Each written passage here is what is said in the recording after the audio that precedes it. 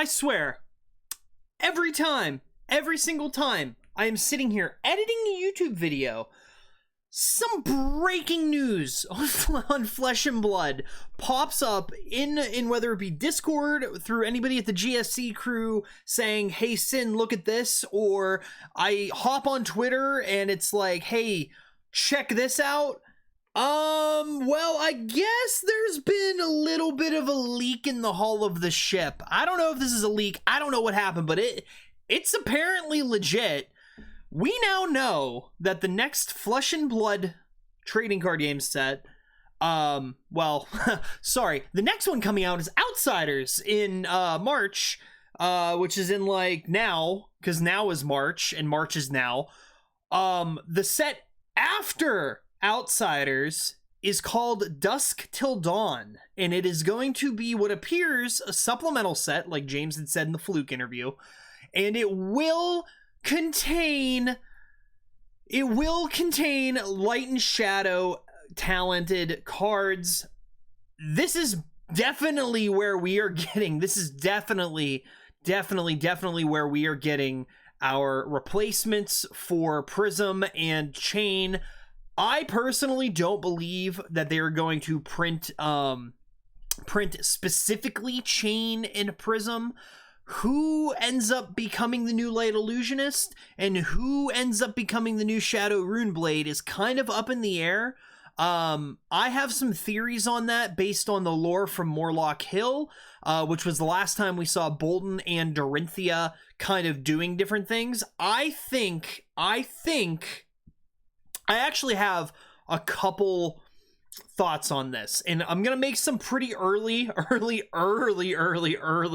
predictions.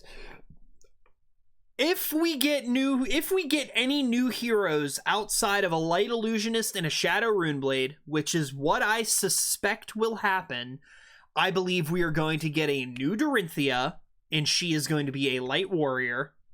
Pretty obvious. The Battle of Morlock Hill, she unlocked her spirit and basically blasted a bunch of demons from Arathiel into nothing using light. Minerva Themis, Bolton's friend, longtime friend, and partner, and Dorinthia's mentor were essentially both, or Minerva was basically ripped into a giant wormhole into Arathiel, which is like this eldritch dimension that is kind of where like Chain met Ursa and Levia gets her power when she made the deal with Plasmafit, all of that fun stuff. Minerva Themis, Warrior of Solana, was ripped into this wormhole by some tentacly monster, which we can maybe assume was Levia. And I think Minerva is going to return to the battlefield of Wraith changed. I think she is going to be our Shadow Runeblade. I believe Minerva Themis may be our new Shadow Runeblade. It's a little up in the air on who the new Light Illusionist can be, but let's be clear, Prism was not the only illusionist in Solana training under the the Solanian government, training under training in the library. Prism was one of the most talented, sure, but she was not the only one there. So if we're going to be getting a new Shadow Runeblade, my theory is that it's Minerva Themis, and if we're going to get a new Light Illusionist, my theory is it's just going to be a new person, a new Light Illusionist. And why I say that is because if you put Prism back in the game, and it is a Prism card, and it says Prism on it, then it has access to Arclight Sentinel and some of the other cards that made Prism pretty good and almost a little too good. The only thing that I believe Prism won't have is Luminaris, which is her majestic weapon from Monarch. It was whenever Prism went Living Legend, Luminaris Living Legended out with her, and that's that. Other follow-ups and stuff like that, I don't know. It's way too early to tell if any of the other talents are going to be put into the set to any degree. I'm kind of hoping we don't see any more ice. I don't think Ice really needs more support. If we do end up seeing any more support, I'd maybe like to see like a solo Earth hero, maybe, or maybe even like a solo Lightning hero, that they're just singularly talented. They have Lightning and Earth, and maybe a couple new cards for them to play with. I think they could be a little safer with Oldhim kind of reaching up there, getting a little close to LL, and with Briar almost at LL. Having a new use for maybe Earth and Lightning cards would be great. We know that Arya, to some degree, may be involved in this fight that Sawano is currently fighting. We also know that the story from Uprising, they may be, the Solanians may end up getting help from Volcor, so we have, you know, possible draconic, possible return to some draconic stuff. I'm not sure how much they plan on putting into this set, but they did say that this would be a set, James, and I'm quoting James kind of loosely from the Fluke interview at Calling Auckland, where James said that this is going to be a much more contained supplemental set.